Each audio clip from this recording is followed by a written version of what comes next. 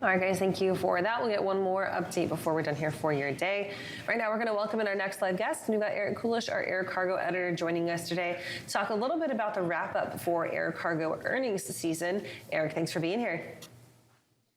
Hey, good morning, Kaylee.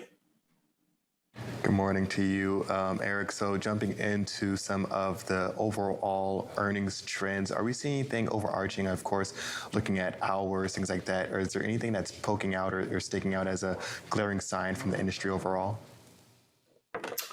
Yeah, there's been a lot of earnings lately, especially with some of the cargo airlines. Last week, Air Transport Services Group issued their earnings. They're maybe the biggest contractor for Amazon Air. They fly for DHL and other companies, and then they have a big leasing arm. I call them the Swiss Army knife of the air cargo industry. They have so many air aviation services components that they can provide customers, including doing some conversions. But it's interesting. They had a pretty good year last year, but then they're guiding into 2023 that things will be a little bit slower. Profitability will be, barely above this year.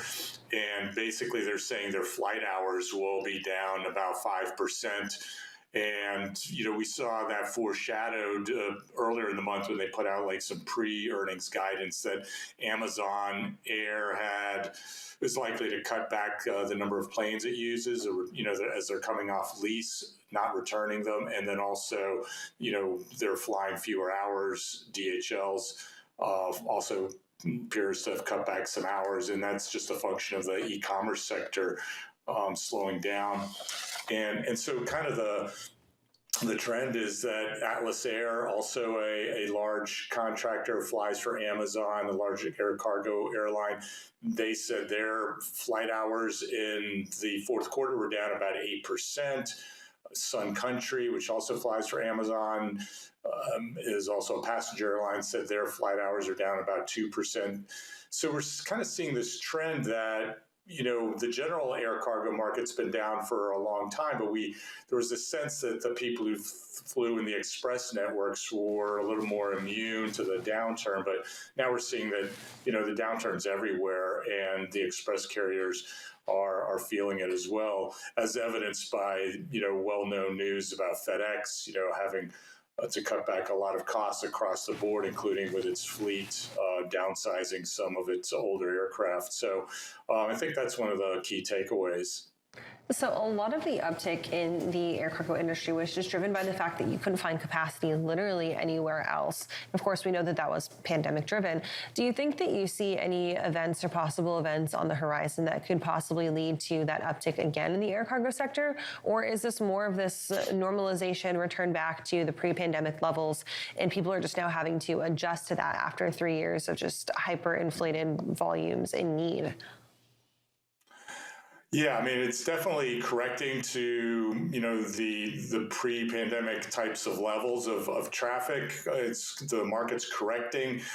As you said, the demand couldn't sustain the way it was, but now we're also having capacity come back in a big way because the passenger airlines are reintroducing all their flights that were, basically shut down during the pandemic. So you've got more belly capacity, you've got that, freighter capacity still out there, and demand is really plummeted. So, I think we'll see some more capacity come in the market, and it's hard to say exactly when things will turn. There's a lot of guessing that second half of the year or by the summer, maybe there'll be some inventories that the retailers have burned through and need to start ordering again, and that'll pick up both the ocean and the air freight. But it's a little hard to say. It depends how the recession goes.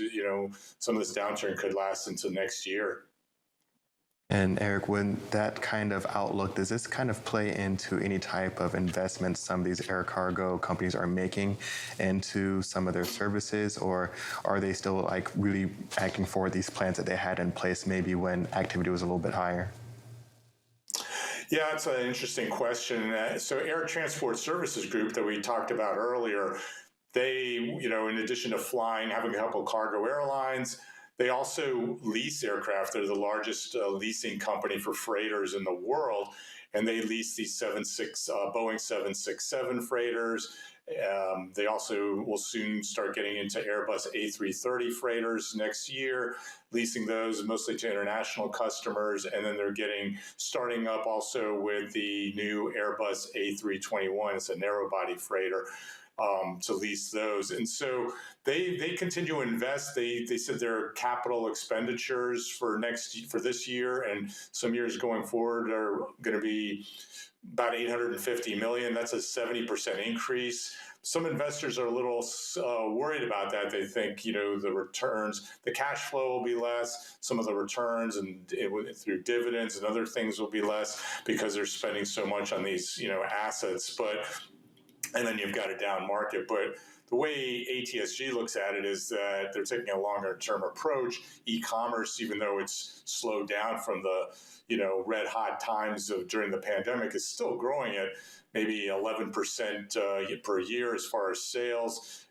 It's becoming an increasing share of overall retail sales. So, and they, even if it's kind of stabilized, e-commerce sales have stabilized in the U.S., other parts of the world are just beginning to really tick up in their e-commerce adoption. So a lot of their freighters go to carriers that operate in express networks in Asia and Latin America and so forth. And so they see that demand growing there. And so they're still investing. Qantas Airlines has a freighter division in Australia. They just ordered said they plan to order 3 more of these A321 narrow body freighters to be converted. So they'll have 12 of them. So, there is some concern of oversupply in the short term. But if you're looking long term, these planes could be needed. And a lot of the planes, I should add, are going to be used to replace older aircraft that these freighter, that are inefficient, fuel are reaching their lifespan end. So we'll have to see how it all plays out. It's definitely going to be interesting for sure, and going to be watching how this all plays out. Eric, are there going to be any particular indexes or stats that you watch closely to see when there is going to be a shift in the market? One thing I'm watching is just overall U.S. import volumes by TEU on the ocean side, because, until that picks up, air cargo probably won't pick up. During the pandemic, we saw a lot of ocean cargo migrate to air because ocean was congested. So, but ocean volumes are way down. There's no congestion. So, you need a little more pickup on overall imports to really kind of help prop up air cargo volumes. Got it. Well, Eric, thanks so much for joining us this morning. Definitely some interesting shifts here in the air cargo market. We'll be sure to check in with you as this develops. Anytime, Anthony. Thanks for having me. Right now, we're going to head over to the wall because we have Kaylee Nix with our next weather update.